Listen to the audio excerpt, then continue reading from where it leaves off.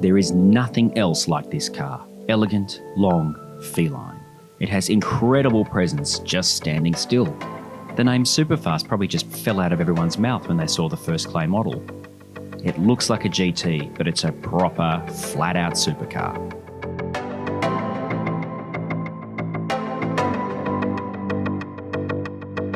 The 12 in 812 means this. This is Ferrari's 6.5 litre V12. It's an absolute screamer. It's got 800 horsepower or 588 kilowatts and has 718 newton meters of torque. Now that's 40 newton meters or a bit more short of the 488, but that's a lot of torque. There are no turbos. This is naturally aspirated, flat plane crank. It's rammed right up against the firewall. There's almost no room between your feet and this engine. It is right back, and that means that this is technically a mid-engine car. Power obviously goes to the rear wheels, the only way it should be, and it goes through the GetRag 7-speed twin-clutch transmission that is common across most Ferraris. Behind the diffuser and between the rear wheels is Ferrari's incredible F1 track active differential. Just like the completely bananas F12 TDF, the 812 also has rear wheel steer. The rear of the 812 is quite different to the F12. It's got this kind of cam back, it's actually a classic look, but it's quite aerodynamic. I didn't like it at first, but now I've seen it and been around it, it actually really, really works. I really like it. Tell me what you think in the comments. While you're there, click like if you like the video, and if you like it still more, please do subscribe. We're going to do a lot more of this sort of stuff. Everything you do, YouTube takes a little bit more notice and it helps get my videos out there. If you don't like it, click dislike, leave a rude comment, it's all good. Anyway, on with the show. The interior is classic minimalist Ferrari. It's all in front of the driver here. There's nothing that's important that is anywhere else in the car. It isn't filled with screens like the Portofino's got that big screen so that the passenger can play around. Nope, it's all in front of the driver, so it's just like the 488. I love this steering wheel. It is exactly the right size. It just feels right. Your hands sit where they need to. Of course, it's a Ferrari, so all the controls are here. You've got your indicators, your lights, and your wipers. Like the Portofino, there's been a bit of a change in the controls. They're a lot more simple to use. They used to be a little bit kind of bamboozling. It didn't know whether to push or pull or whatever, but it's all there. Of course, the really important bit is the Manettino. So here in these more performance-based cars like the 488, you get more settings than you do in the Portofino. So you've got wet, sport, race, CT off, and ESC off. So wet's like, oh my goodness, how slow is this? Sport's, hello. Race is, now you're talking. CT off is not very smart. Well, not for me anyway. It's a track mode. It gives you a lot more slip and a lot more drift. And then there's ESC off, which I like to call the certain death button. I'll be spending the day in race mode. Now that's still got quite a lot of slip, but traction control off and ESC off when you've got 800 horsepower, it's probably not that sensible. The bumpy road button, now all Ferraris have this. It is an amazing thing.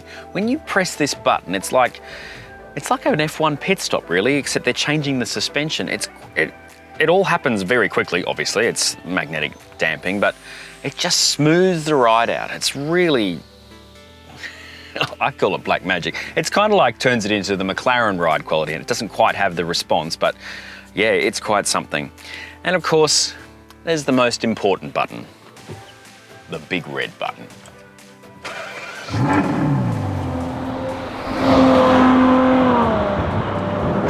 So, to business. This car's insane.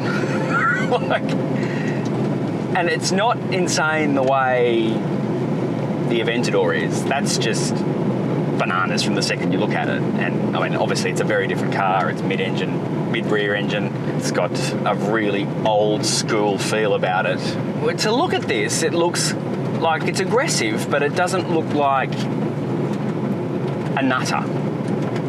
It looks like a GT car that's, a bit aggro. Think Aston Martin, that sort of thing. It doesn't look like an Aston, but it's that kind of feel about the vibe. But, nothing could be further from the truth. This car it's phenomenal. The speed that this thing digs up, seemingly out of nowhere. You'll be pootling along at 30 or 40 in third gear and boot it, and you're at 110. I mean, that's 20 to 70 miles an hour in pretty much the blink of an eye.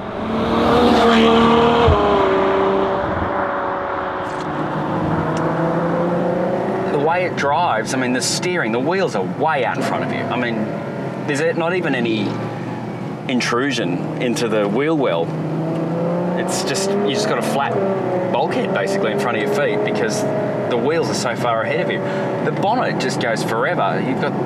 You look down the bonnet and you see the hot air exits, and there's still another good 1.5 foot of car in front of you.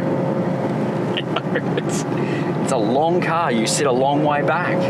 It's instinctive the way you drive this car. You know when you steer it, it will go where you want it to go, and there is no way known to man it's going to understeer unless you've done something incredibly stupid. You know, just yanked on full lock in a corner. Like it grips, it goes, but my goodness, this thing is so lively. This car is what we in Australia call a loose unit. And what I mean by that is it's super lively. It's an absolute firecracker. There is no...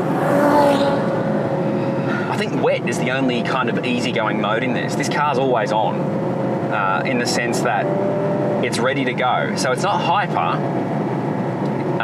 you know, always sort of pushing you, you know, kind of provoking you. It doesn't do that. You have to provoke it. But it doesn't take much provocation. You flex that right ankle and you're in the horizon. It just hurls you forward. And the way passengers react, holy dooly, was my favourite from today. One that I can put in this video anyway. It makes people emotional. It's so quick.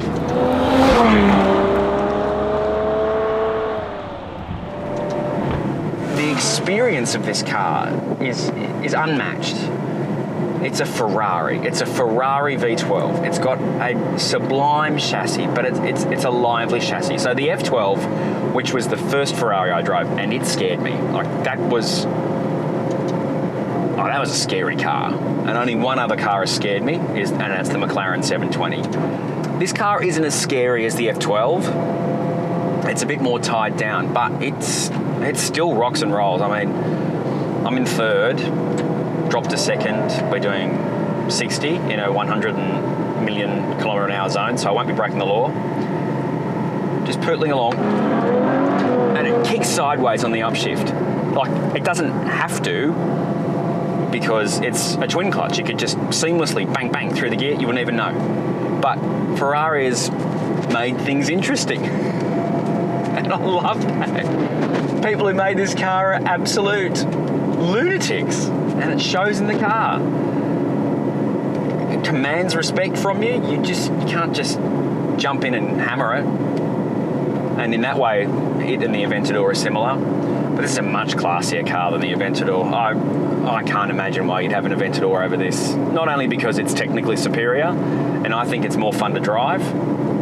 It's actually also, and I'm talking about the Aventador S here, I think it's a car that's much nicer to drive. The Aventador is a very, you've really got to manhandle that car and really push it around and show it who's boss. You're in charge of this car. You make the decisions. You decide when it's going to go sideways. Whereas, you know, the Aventador, you've got to let it decide if you're going to go sideways, because it is all-wheel drive. And should you desire, you can turn off the safety systems on a track and you will have the sideways time of your life. It is so leery. I'd forgotten how much I loved the F12 when I first drove it, and now that I've got so many more cars to compare it to, yeah, there aren't many cars like this left in the world, absolutely, but now I've got so many cars left to compare it to, the sheer visceral nature of this car. It's an extraordinary privilege. I am not lying when I tell you that I get emotional about being allowed to drive these cars and allowed to tell you all about it. I do. I shed a tear when they told me I was allowed to drive this car. Not because they think I would crash it, but, you know, in Australia, having an 812 Superfast is a genuine and massive privilege, and I'm extraordinarily lucky. It's emotional because this could be the last V12 I drive, as in a car that's being produced. Ferrari will continue to develop the V12, whether it will be turbo, whether it will be hybrid. This could be, this could be like the 458. This could be the last of the line. They'll probably keep doing stuff like the Monza specials, and that's cool. But they're not cars you can drive like this. Obviously I'm behaving myself. But, it's a genuine, it's such a wonderful experience. The diff on this car works so well with the engine and gearbox that it's virtually seamless. And what that means is you feel like you're in control at all times, and you are, but what it's also doing is looking after you, because while it's letting you slip and slide and buck around and enjoy what all this power can bring. Don't forget, this is a very torquey car for its engine type. You don't expect this kind of torque from a naturally aspirated car, even if it is a 6.5 litre V12. It's got a lot of torque, and that means that you can smoke those tyres, you can, punish this car, and it'll just keep coming back for more. This car's got some miles on it, so it's had quite a few people through it, and it feels solid, and it still wants to go. It still wants to go hard. And the brakes, huge carbon ceramics front and rear. It's not a particularly heavy car. It's not a light car, but it's not heavy either. It's about 1,600 kilos wet, or 1,600 kilo curb.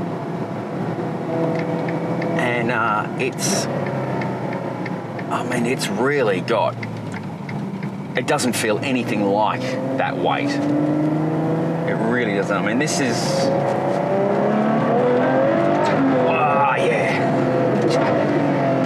it takes off. I've got to be careful on this road because it's Saturday and there's cops, and I'm really sorry. The road we were going to use, we were going to be able to get up to some mischief, but yeah, I'm afraid that was not available to us today.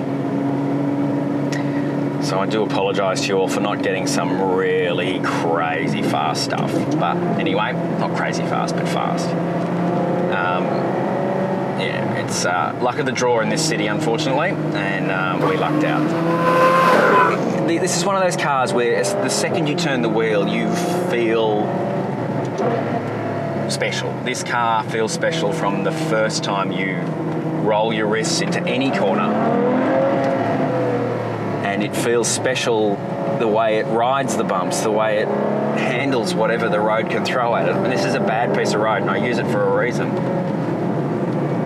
Because it tells you how much effort you have to put into keeping this. You don't have to put much effort. The steering, even though it's light, I love Ferrari steering. It's light. You don't feel like you have to manhandle it, because that's just fatiguing, particularly if you're on a track. You have heavy steering. It doesn't equal feel, it just equals feeling heavy. But I know exactly what's going on. My palms are telling me all about the road surface. I know exactly what type of bitumen it is. I know where it changes. I know where it's slippery. I know where it's grippy. I can feel it in this car. But the steering's light. It's hatchback light. But the resistance is right. It's electric steering. It shouldn't be this good, but it's brilliant. These people really know how to make a car. They, the Portofino, or the this, or that, there's something wrong with it.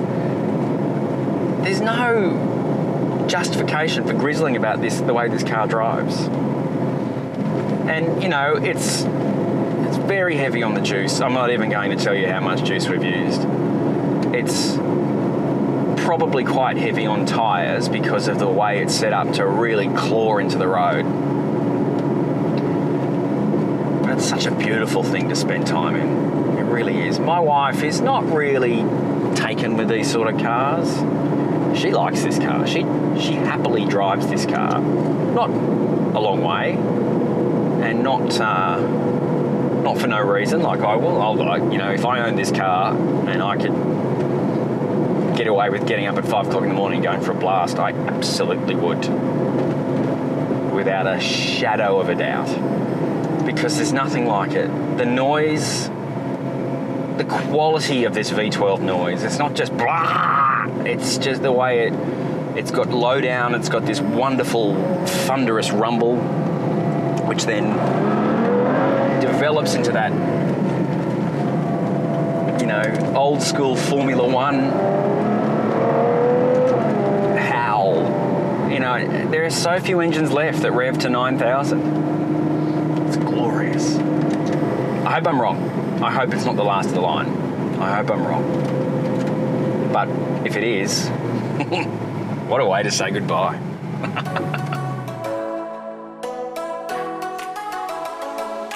The Ferrari 812 Superfast is a truly special car. There's nothing on this earth like it, and quite possibly may never be anything like it again. Progress is taking away from us these amazing high revving, high octane, high fun engines and delivering us with a very different experience, which will eventually be electric. But if this is goodbye, that's going to be a long goodbye. It's going to be around for a little while. But if this is goodbye, what a way to go.